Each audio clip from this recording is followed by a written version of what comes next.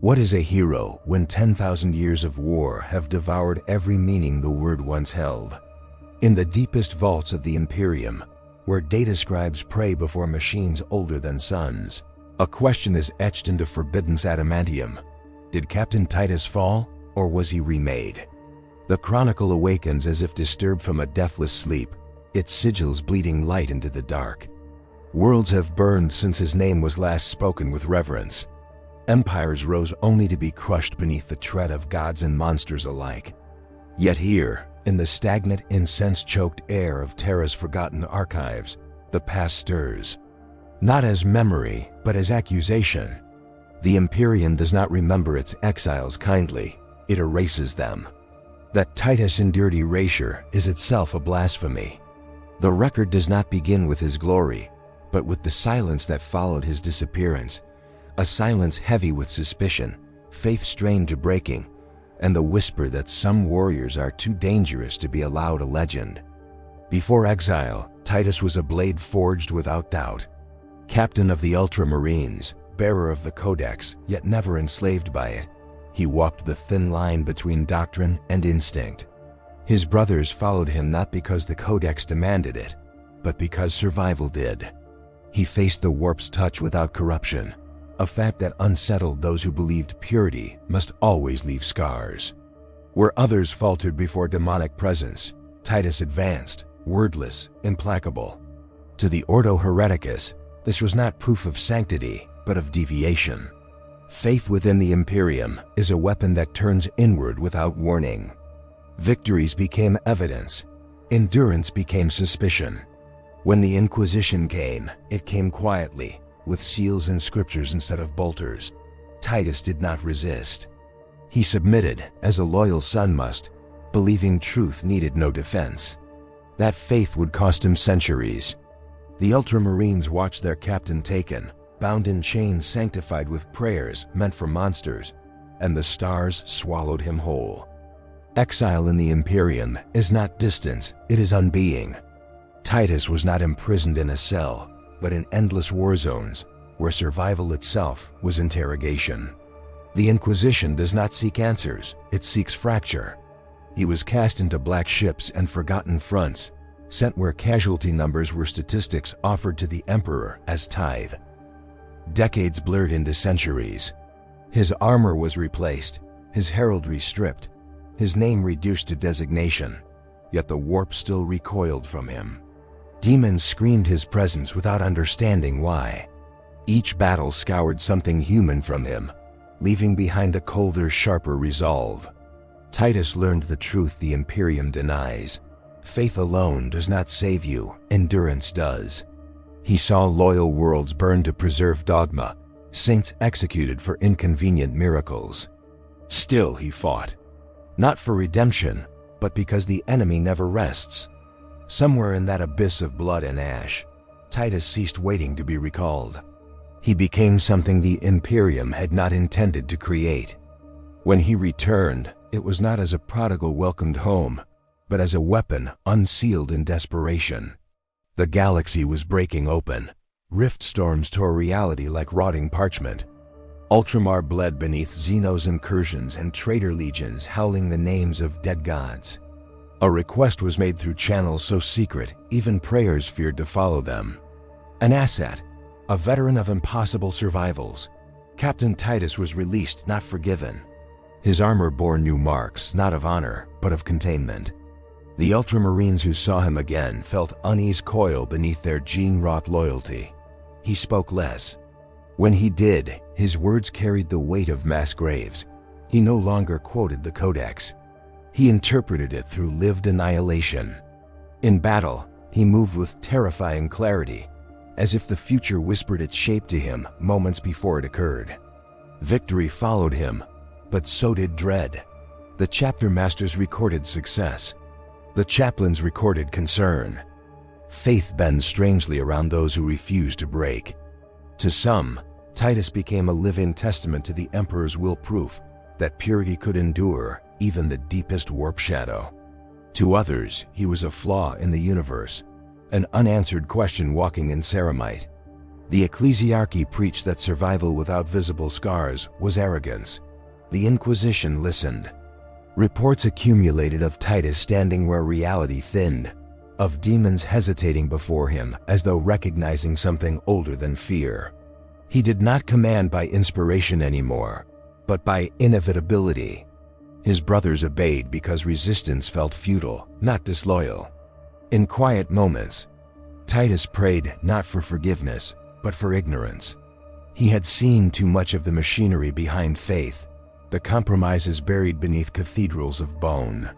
Still, when the call to war sounded, he answered, not as the Imperium's son, but as its shield, braced to absorb blows no one else could endure. The eternal war leaves no room for rest, only for deeper scars. Titus led crusades where entire regiments vanished between heartbeats, swallowed by empiric storms that sang his name. Each campaign carved away another illusion.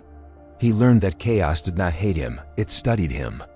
That realization chilled him more than any blade. The warp adapts, and Titus was becoming something it could not easily consume. On a dead moon orbiting a corpse star, he encountered a relic that resonated with his presence, an artifact older than the Imperium itself. It did not speak, yet he understood its warning. You are not untouched. You are unclaimed. That distinction mattered. He ordered the relic sealed and buried beneath Cyclopean stone, marking the coordinates only in his memory. From that moment, the future felt fractured, as if multiple outcomes strained against one another whenever he chose a path. Victory came easier. Sleep did not. Whispers spread among the Astartes, carried in low voices between campaigns. Some said Titus had become a living null against the warp's predations. Others feared he was a vessel not yet filled. The Inquisition renewed its interest, watching from afar, waiting for deviation to harden into proof. Titus knew. He had always known. The Imperium does not reward anomalies, it studies them until execution becomes justifiable. Yet when worlds screamed for salvation, he could not refuse. He stood before hive cities already half consumed by heresy, and felt something stir within him, not corruption, but recognition. As if the galaxy itself leaned closer when he arrived. In battle against a word-bearer's host, Titus struck down a dark apostle whose final words were laughter. They will never forgive you, the heretic croaked. Titus did not respond. He already understood. Forgiveness was irrelevant. Survival was the only liturgy that mattered. The return of Captain Titus did not heal old wounds within the Ultramarines, it reopened them. Chapter records were amended, then sealed again. His deeds were praised publicly and questioned privately. Guilliman's resurrected Imperium had little patience for mysteries, yet relied upon them all the same. Titus was deployed where certainty failed, where outcomes dissolved into probability. Each time, he returned alone more often than doctrine allowed. His gene seed remained pure. That fact disturbed everyone. The Emperor protects, the priests insisted. But some protection resembles selection. Titus began to suspect his survival was not accidental, nor entirely his own.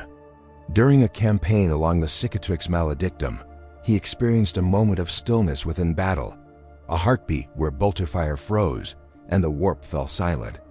In that impossible pause, he felt observed. Not by gods, by something waiting. The chronicle fractures here, as all Forbidden's histories do. Final entries are redacted, voices overwritten by static prayers.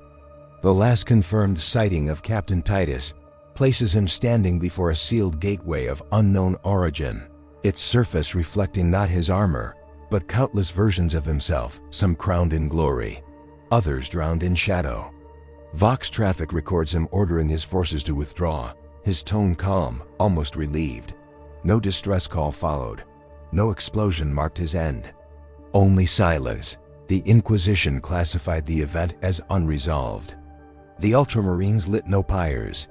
Somewhere in the Imperium's infinite night, a question echoes again, older now, heavier. Was Titus preserved or postponed? The record ends not with death, but with implication.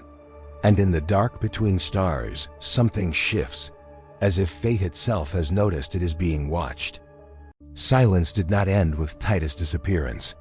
It metastasized. Across shrine worlds and fortress monasteries, the faithful felt a faint dissonance, like a hymn sung a half-beat late. Priests argued whether absence could be a sign. Some claimed the Emperor withdraws his light to test devotion. Others whispered that light, once removed, reveals shapes long hidden. Veterans of Titus' last campaign dreamt the same dream, an armored figure standing before a door that was also a mirror, watching himself become plural. Chaplains dismissed it as shared trauma. The Inquisition did not. They gathered testimonies like teeth, grinding them into doctrine. Faith fractured quietly, not in riots or open heresy, but in hesitation before prayer, in the brief pause before the Aquila was saluted. The Imperium fears nothing more than doubt that feels reasonable. Somewhere between Terra and Ultramar, sealed orders were unsealed, then resealed, their margins crowded with fresh annotations written by hands that trembled despite decades of sanctioned certainty. Within the Ultramarines, memory became a battleground. Veterans who had bled under Titus spoke his name with reverence edged by fear, as though reverence itself were a risk. Neophytes learned of him only as a footnote, a cautionary abstraction scrubbed clean of context. Chapter serfs noticed the way librarians lingered longer in meditation, their brows creased by visions they would not share. One chaplain confessed in private that he could no longer tell whether faith guided his judgment or merely excused it. The Codex Astartes, once scripture made steel, began to feel insufficient perfect for a universe that no longer existed. Titus' absence forced an unspoken question: if obedience leads to extinction and deviation leads to survival, which path truly honors the Emperor? No council convened to answer it. Instead, silence hardened into policy. The chapter endured, as it always had, but endurance tasted different, now less like duty, more like waiting. Among the ecclesiarchy, sermons shifted. The language of sacrifice grew sharper, more absolute, as if volume could drown uncertainty. Saints were elevated posthumously with suspicious speed, their legends smoothed to fit the shape of reassurance. A confessor on Ophelia VII was executed after claiming the Emperor's silence had weight. That absence could be deliberate instruction. His words spread faster than his ashes cooled. In the underhabs, the faithful prayed harder, not for salvation, but for clarity. Pilgrims reported statues weeping oil that smelled faintly of ozone and blood. The Ministorum declared them frauds. The Adeptus Mechanicus declared them phenomena. Neither declared them miracles. In private, high-ranking prelates argued whether the Emperor's divinity required intervention at all, or whether his truest test was abandonment. That question, once academic, now cut dangerously close to treason. Faith, stripped of certainty, began to resemble courage or madness. The Inquisition moved as it always does, invisibly, inexorably. Ordo Hereticus agents reopened cases sealed for millennia, tracing lines of anomaly that converged disturbingly often around Titus deployments. Ordo Malleus Savants noted warped behavior inconsistent with known demonic patterns, hesitation, aversion, a statistical drop in possession events wherever he fought. This should have been cause for celebration. Instead, it provoked terror. Immunity implies exception, and exception implies design. A conclave was convened beneath layers of counterseals and sanctified encryption. The question posed was simple and monstrous. If the Emperor is the sole source of protection, what does it mean when protection manifests without visible blessing? One inquisitor suggested Titus was a prototype, an unintended consequence of the Great Crusade's genetic hubris. Another suggested he was bait. The third, oldest among them, said nothing, and in his silence, the others heard an answer they were not ready to accept. Far from these debates, in the ash-choked ruins of a nameless world, a remnant regiment raised a shrine to a hero they were not permitted to name. They had seen Titus once, standing amidst fire without burning, issuing orders that saved thousands who should have died. When he vanished, morale collapsed like a punctured lung. Commissars restored discipline through exemplary executions, but something essential was gone. The soldiers still fought. They no longer believed. In the quiet after bombardment, some whispered prayers not to the Emperor, but to the idea that someone could stand between humanity and oblivion without demanding worship in return. That notion spread like contraband. The shrine was destroyed by orbital strike days later, officially due to structural instability. The survivors were reassigned to penal legions. Still, the idea endured, indestructible as mold. The Imperium had many gods. It feared men more. Astropaths began to report a phenomenon they struggled to articulate. Messages routed through certain corridors of the warp arrived, cleaner, less distortion. As if interference recoiled from something unseen. The Adeptus Astrotelepathica filed the reports under anomalous stability events. Privately, choirs wept after transmissions, claiming they felt watched, not by predators, but by a sentinel whose attention was heavy with expectation. One blind astropath sketched the same sigil repeatedly, a broken circle intersected by a vertical line, unfinished at the top. No Imperial iconography matched it. The sigil was banned, then quietly archived, then quietly copied. Meanwhile, navigators reported routes that should have been impassable opening briefly, then closing again like wounds knitting shut. The galaxy did not feel safer, it felt curated. As though some invisible hand adjusted outcomes by fractions too small for dogma to acknowledge. The truth bled through politics next. A High Lord of Terra disappeared, his death announced weeks before his body was found. Official cause: assassination by cultists. Unofficial cause: knowledge. He had commissioned a sealed study into pre-heresy genetic divergences among the Legiones Astartes, focusing on resilience to warp exposure. Titus' gene line appeared again and again, not corrupted, but adaptive. The study concluded with a heretical suggestion that the Emperor's design allowed for divergence not as failure, but as contingency. The report was burned. Its author joined the ranks of the penitent dead. Yet copies survived, fragmented, annotated by hands that understood the risk and accepted it. Loyalty, it seemed, might require disobedience, not to the Emperor, but to the institutions claiming to speak for him. That realization spread through corridors of power like a slow, fatal infection. In Ultramar, a librarian named Cato Varan experienced a vision he dared not record. He saw Titus not dead, not trapped, but walking a corridor of reflections where each choice branched into consequence. The warp did not rage there. It listened. In the vision, Titus paused before a reflection where the Imperium burned by its own hand. Saved from chaos only to collapse under orthodoxy's weight, he turned away. The vision ended with a sensation of grief, not Titus, but the galaxies. Varan reported a sanitized version to his superiors, excising the implication of agency. Still, the act of omission felt heavier than confession. He began to suspect that righteousness was not alignment with law, but alignment with survival at any cost. That suspicion terrified him more than any demon. For if it were true, then many heroes were criminals, and many saints were executioners. The event that shattered certainty came without fanfare. A black library reliquary on a forgotten moon briefly opened, its seals failing for exactly 1 hour. Within, a single chronicle rewrote itself, ink bleeding backward through parchment. The text spoke of a threshold guardian, unaligned, unclaimed, whose existence delayed apocalypse by diverting probability itself. The name inscribed was not Titus. It was a title older than the Imperium. Custos Fati, the Keeper of Outcomes. When the seals reasserted, the chronicle vanished, leaving only ash and a psychic echo that drove 3 Eldar seers to suicide light years away.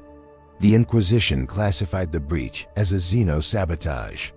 The Adeptus Mechanicus logged it as data corruption. Those who felt the echo knew better.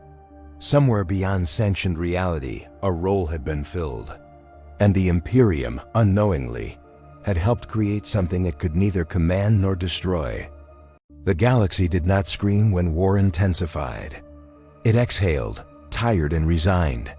Systems vanished beneath cascading campaigns logged as strategic necessities. Those who still believed felt belief curdle into ritual, then into habit, then into something dangerously hollow. On a cathedral ship drifting near a dying red star, a priest confessed aloud to no one that he no longer felt the Emperor's presence, only the gravity of expectation. He continued the rites anyway, voice steady, hands shaking. Outside, the void flickered with distant fleet engagements, bright wounds opening and closing against the dark. He wondered if faith was meant to be felt at all, or merely enacted until the universe ran out of witnesses. When the star finally shed its outer layers in a silent nova, the priest wept, unsure whether he mourned the light's death or envied its certainty. Somewhere in the afterglow, a shadow moved against causality itself, unseen, patient. A veteran guardsman named Haffel carried a fragment of scripture etched into his armor, worn thin by shrapnel and prayer alike. He had survived 5 wars past the point probability allowed.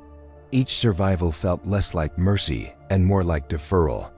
In dreams, he stood on battlefields before the fighting began, watching outcomes arrange themselves like falling dice.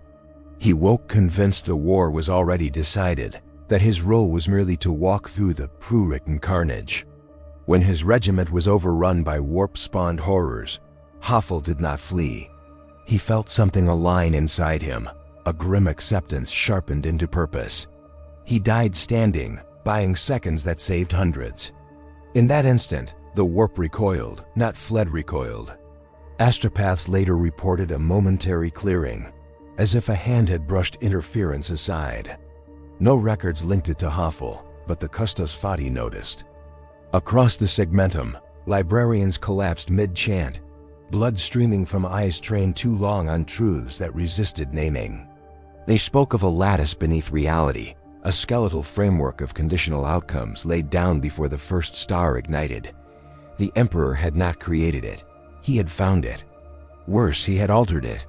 The Great Crusade, the Primarchs, even the heresy were not accidents, but stress tests pressures applied to a system meant to endure apocalypse. The librarians who spoke this truth were silenced by mercy or fear. Those who survived carried the knowledge like shrapnel lodged near the soul. They understood now why anomalies were hunted, not because they threatened the Imperium, but because they revealed its scaffolding. Titus' name surfaced again, not as man or myth, but as vector. A point where the lattice flexed without breaking. On a forge world smothered in perpetual dusk, a Magos Dominus reviewed ancient schematics predating Mars unification. The data spoke of contingency engines living constructs designed to intervene when fate destabilized beyond acceptable parameters. They were never built, or so history claimed. The Magos logic engines stalled when a live signal echoed through the data vaults, impossible in origin, yet perfectly formatted. It carried no command, only a state update. Threshold crossed. Custodian active. The Magos felt something akin to awe contaminate his processors. If the Emperor had engineered such a failsafe, then divinity was architecture, not miracle. If he had not, then something older had been guiding humanity all along. The Magos archived the revelation under omniscient heresy classification, then duplicated it 3 times, because truth, like redundancy, increased survival odds. War came to Ultramar again, fiercer, more desperate. Traitor legions struck with uncanny precision, anticipating defenses moments before activation. It felt like betrayal by the future itself. Amidst the carnage, a lone figure appeared on the battlefield, armor unmarked by heraldry, movements economical, exact. Vox logs recorded his presence as static interference. Bolter fire curved away from him, trajectories adjusting mid-flight as if corrected by unseen hands. Space Marines who fought beside him could not later recall his face, only the certainty that standing near him made death negotiable. When the battle ended, he was gone. No pursuit followed. Deep within Macragg's vaults, an alarm long dormant flickered once, then died. A single phrase burned itself into Noosphere memory before erasure protocols engaged. Asset not recalled. Asset self-directed. A chaplain named Lucerne broke that night. Kneeling before a shattered reliquary, he admitted aloud that he no longer knew whom he served, the Emperor of Faith, the Imperium of Necessity, or the quiet logic that kept humanity alive regardless of morality. He tore the Aquila from his armor, not in rejection, but in confusion. Immediately, a presence filled the chamber, not oppressive, not warm, but stabilizing like pressure equalizing. A voice did not speak, yet Lucerne understood. Belief was never the currency, choice was.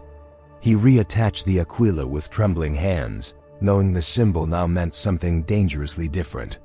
When he emerged, his brothers sensed the change and said nothing. In the Imperium, silence is the highest form of obedience. The Inquisition finally moved openly, declaring a crusade not against chaos, but against deviation itself. Entire sectors were purged for statistical irregularities. Worlds that survived too often were deemed suspect. The logic was impeccable. The morality was irrelevant. As fleets burned loyal systems, the Custos Fati intervened subtly. Supply lines faltered. Navigational errors multiplied. Assassins hesitated at critical moments. The crusade stalled, then fractured. Inquisitors accused one another of compromise. Some vanished. Others defected to secrecy deeper than rebellion. The Imperium bled itself in pursuit of purity, unaware it was fighting a corrective force it had unknowingly authorized millennia ago. The galaxy felt colder, not because hope died, but because hope was being optimized. At the edge of the cicatrix maledictum, Titus stood upon a shard of reality anchored by nothing but intent. Around him, reflections collapsed into singularity. He remembered being a man. He remembered doubt. Those memories felt precious, but inefficient. The role he occupied now required perspective beyond virtue. He saw futures branching like nerve endings, each pulsing with consequence. The Emperor appeared to him not as God, but as architect, weary and constrained by his own creation. No words passed between them, none were needed.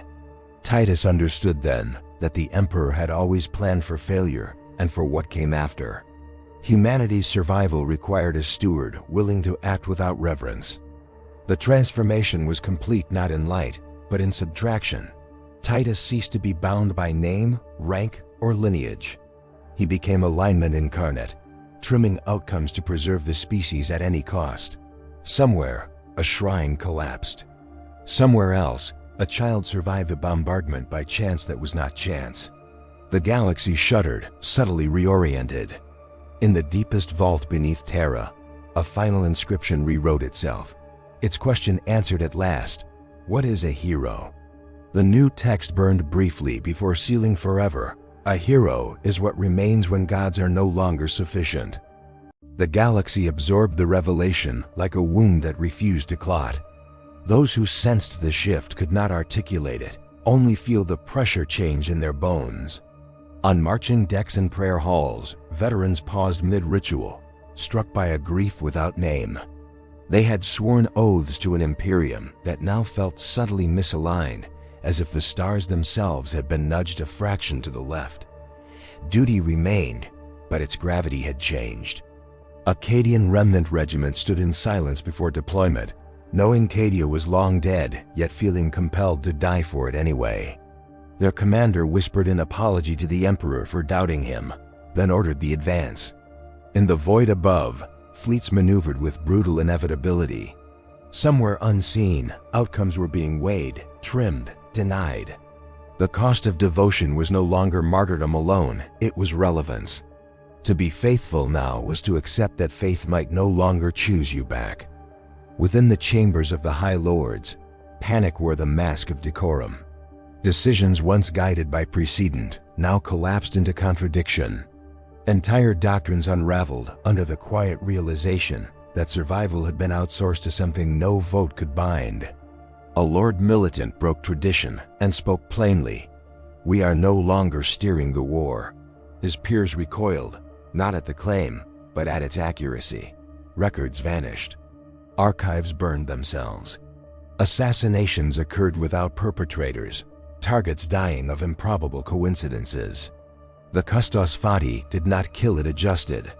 Yet every adjustment felt like betrayal to those who believed obedience ensured protection. Across Terra, pilgrims clutched relics that suddenly felt inert, as if holiness had been recalibrated elsewhere. The Emperor still watched.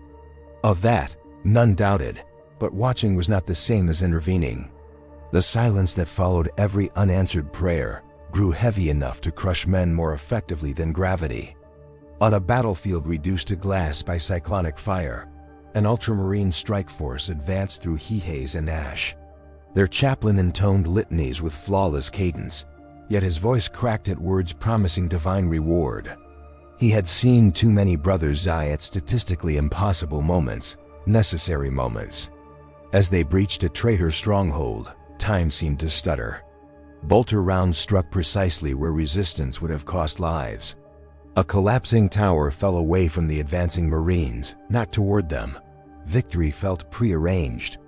When the chaplain finally saw the unmarked warrior at the edge of the engagement, directing nothing, doing nothing, yet defining everything, he felt awe curdle into terror. This was not the Emperor's angel. This was the Emperor's margin of error made flesh. The chaplain finished the litany anyway, because stopping felt like defiance. Afterwards, he could not remember the warrior's face, only the certainty that free will had been quietly downgraded. In the warp, the gods noticed. They did not understand at first, mistaking the disruption for an emergent rival. Sinch's schemes unraveled into sterile efficiency. Khorne's wars lost their crescendo, victory stolen by premature endings.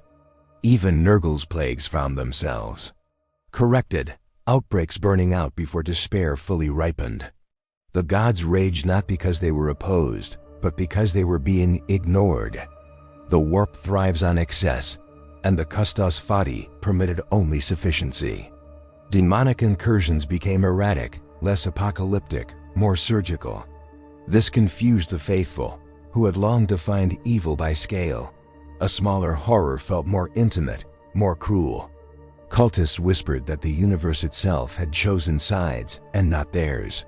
The ruinous powers screamed into the Imperium, their howls echoing unanswered, for even chaos must contend with probability when someone is pruning outcomes at the root. Among the common folk, belief decayed into superstition. A mother on an agri-world taught her child to pray not for salvation, but for statistical anonymity. "Be unremarkable," she begged the stars. "Let the war pass you by." The child survived the planetary invasion that followed, unnoticed amid millions. Somewhere else, a hero died because his survival would have inspired rebellion. The balance was cruel, impersonal, and devastatingly effective. Ecclesiarchs denounced the creeping fatalism as heresy, yet could not deny the pattern. Miracles now favored the uncelebrated. Saints fell silent. Martyrdom declined. The Imperium's greatest weapon sacrifice was being quietly devalued. Those who sensed the change felt robbed of meaning, yet could not argue with the results. Humanity endured. At what cost, no one could yet calculate. The galaxy felt like a machine finally running as intended, and that thought horrified everyone who had believed suffering was sacred. Deep within a null chamber beneath Luna, an ancient device activated for the first time since before the heresy.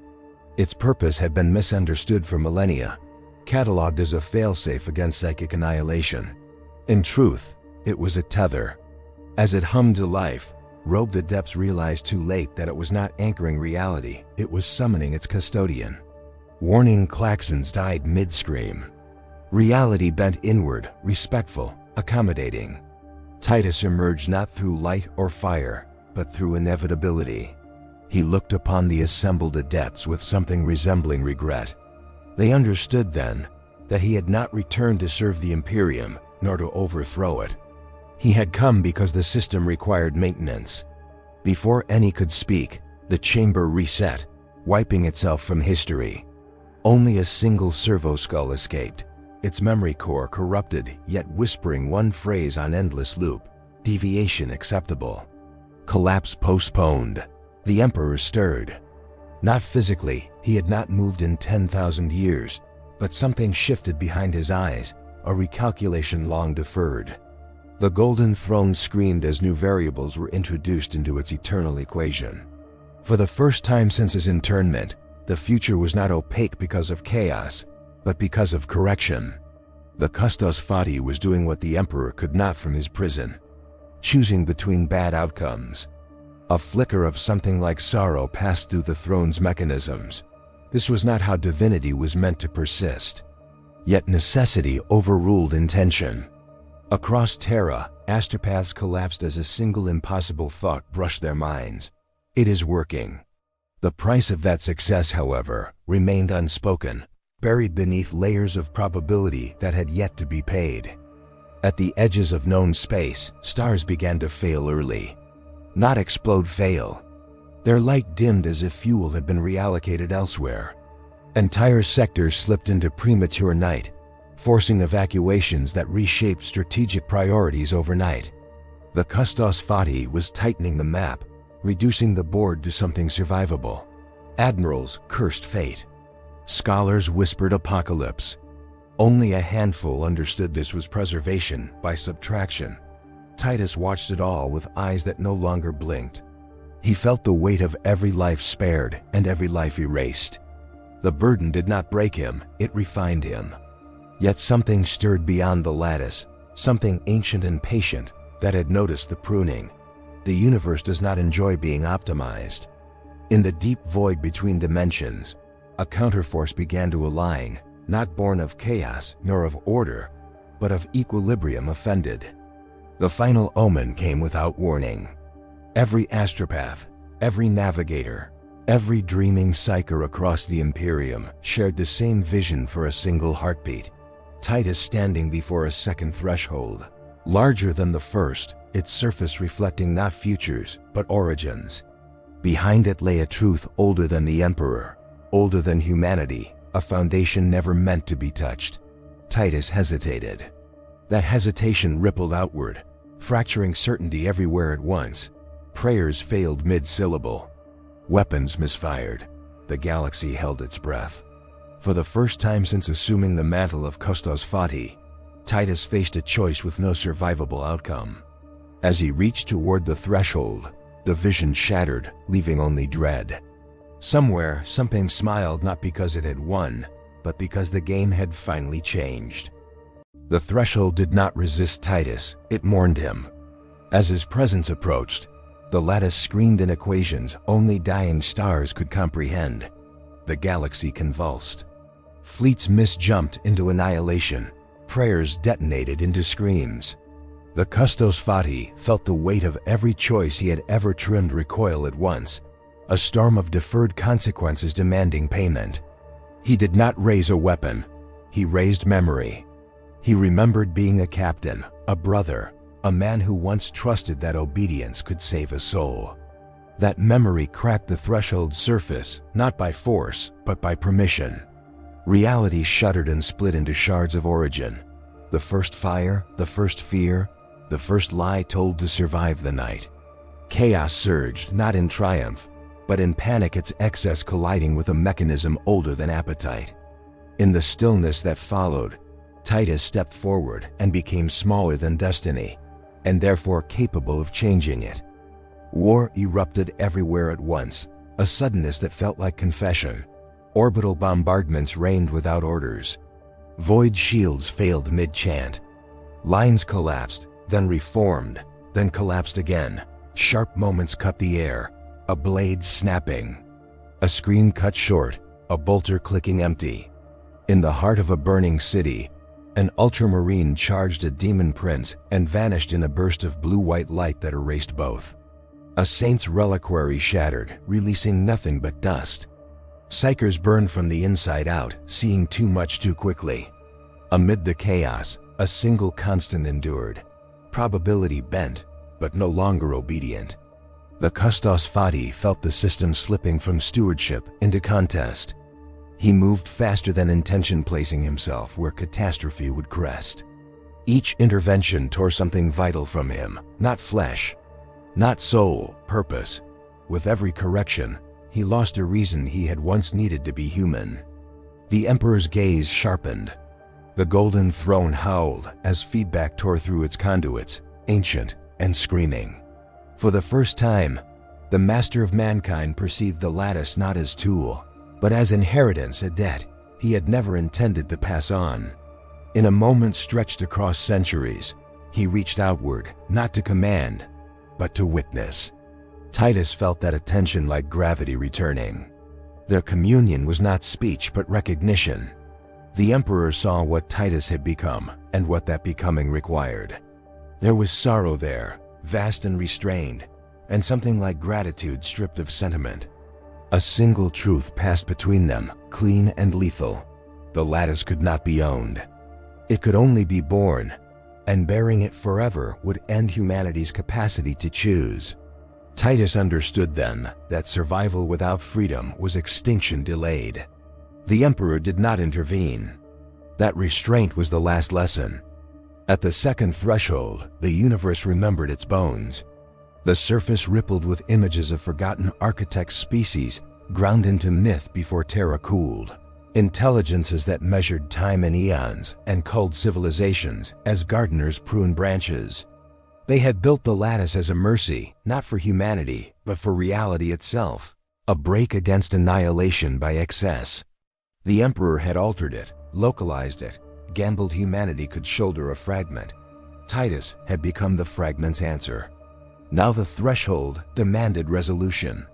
Either the Custos Fati would anchor fully, freezing destiny into survivable monotony, or he would sever the lattice's human interface and let history breathe again, unprotected. He hesitated.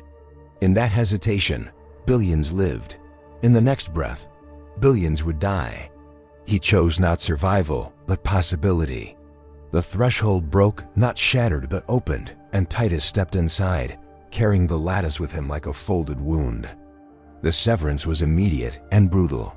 The galaxy lurched as if released from a vice. Warp storms surged back into old fury.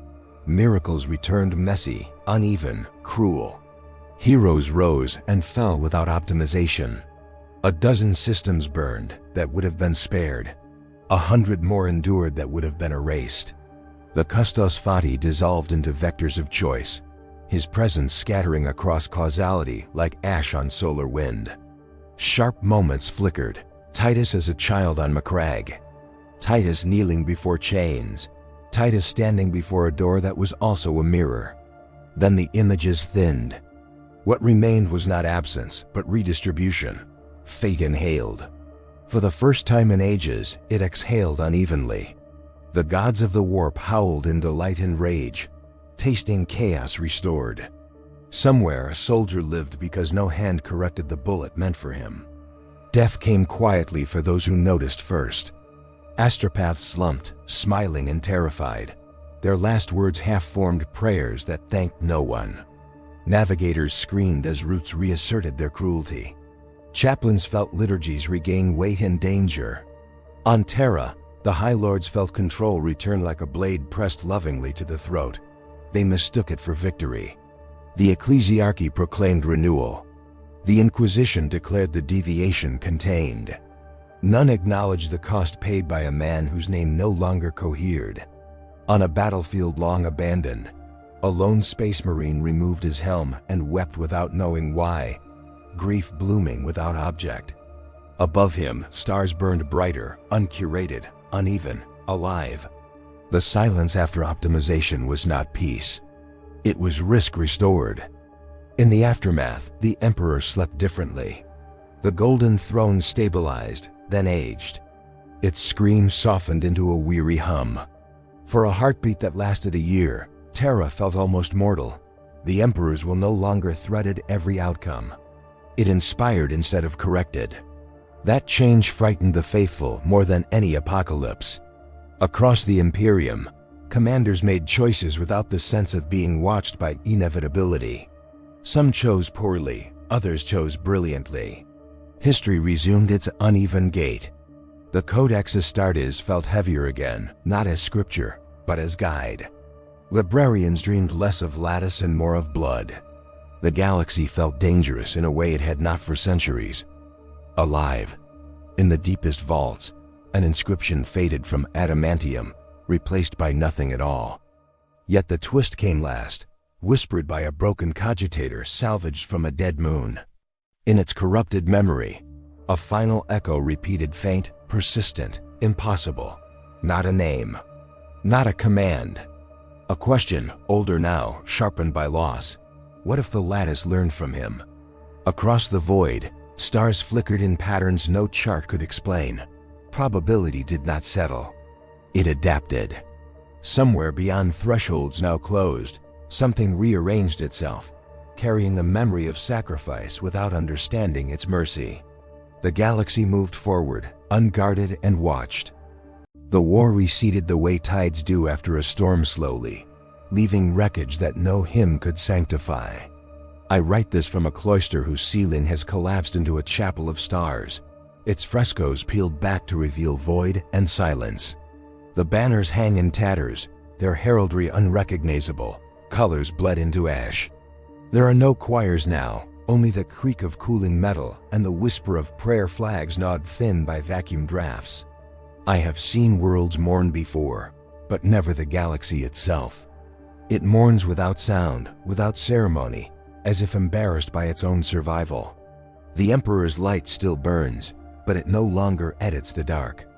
Between ruined pews, shell casings glint like votive candles. I collect them without knowing why.